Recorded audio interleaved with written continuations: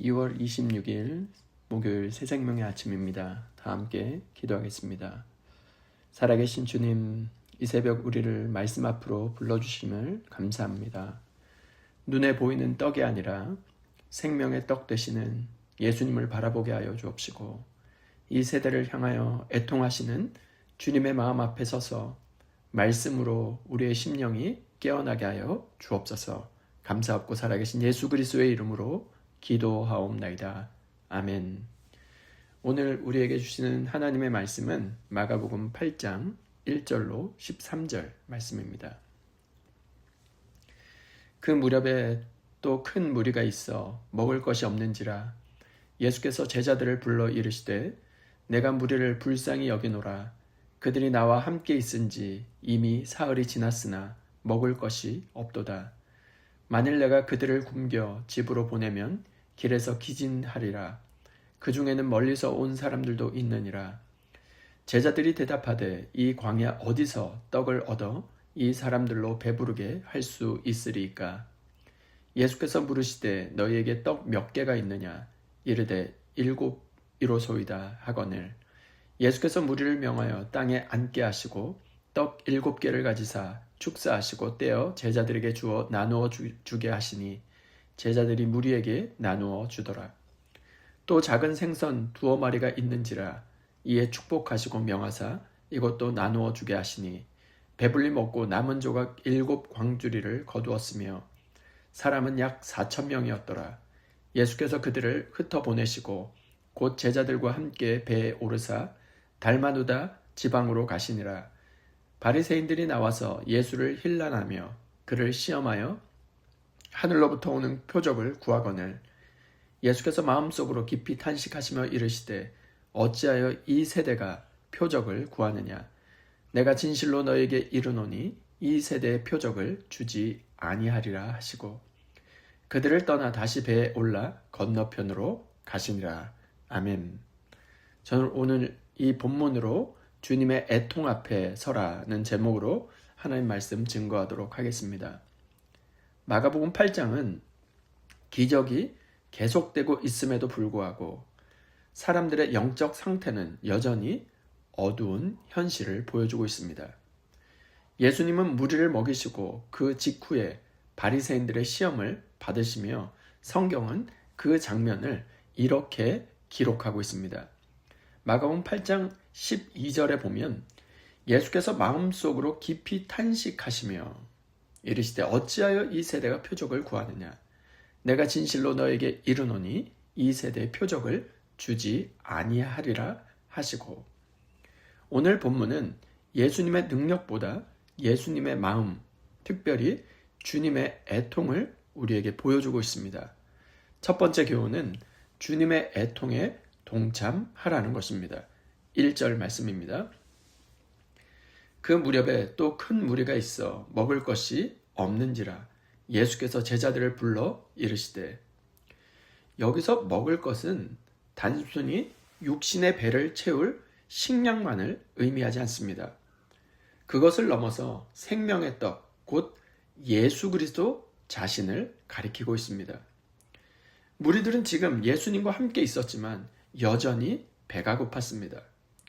주님 곁에 있으면서도 참된 생명을 누리지 못하고 있는 상태를 그대로 보여주고 있는 것이죠. 이 말씀, 이 장면을 보면서 말씀은 우리에게 이렇게 질문하고 있습니다.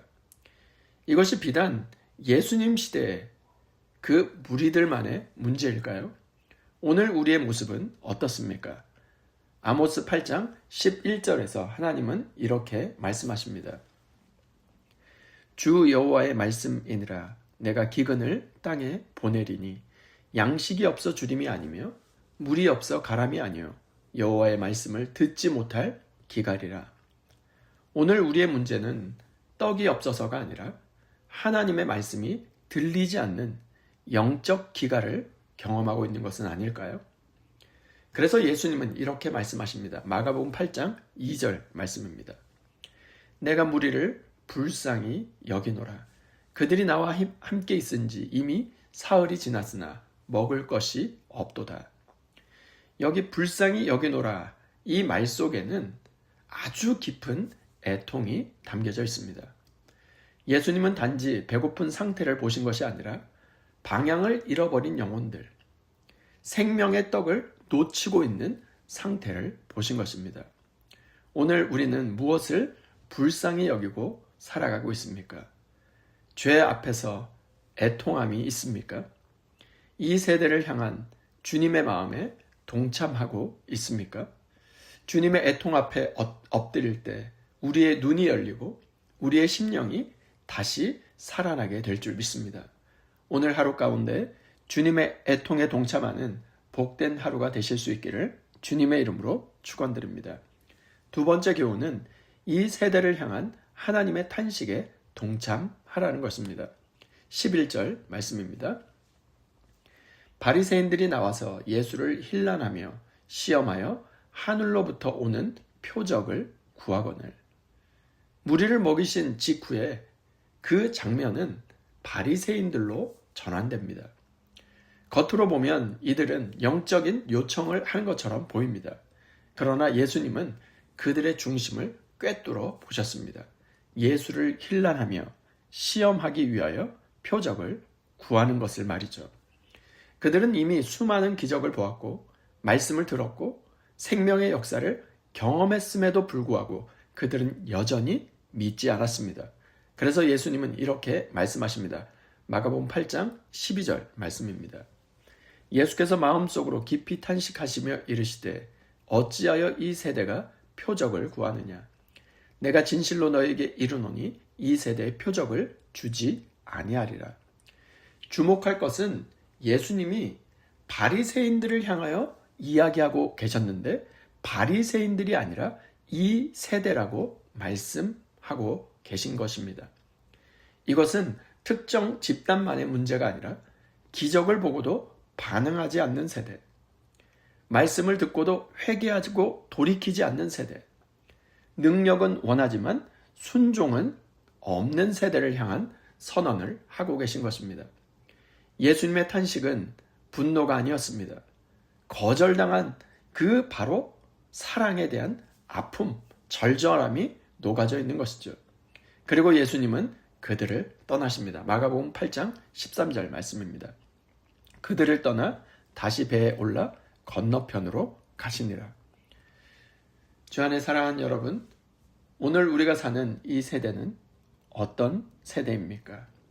하나님을 구한다고 말하지만 실은 내 삶을 증명해 줄 기적, 문제 해결만을 구하고 있지는 않습니까?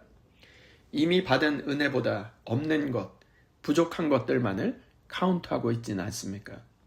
오늘 주님은 말씀을 통하여 우리에게 질문하고 계십니다.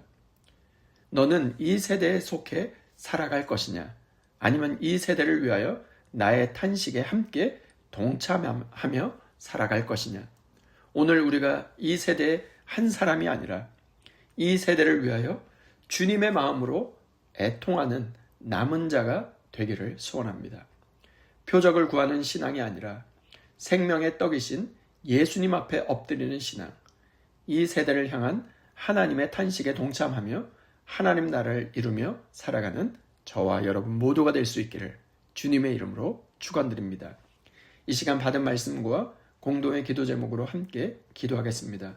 첫 번째, 주님, 눈에 보이는 떡을 구하는 신앙이 아니라 생명의 떡 되시는 예수님 앞에 엎드리는 믿음을 주옵소서. 두 번째, 이 세대의 흐름에 휩쓸려 살지 않게 하시고 이 세대를 위해 주님의 마음으로 애통하며 중보하는 남은 자로 살아가게 하옵소서. 세 번째, 목요일은 다음 세대를 놓고 기도하는 날입니다.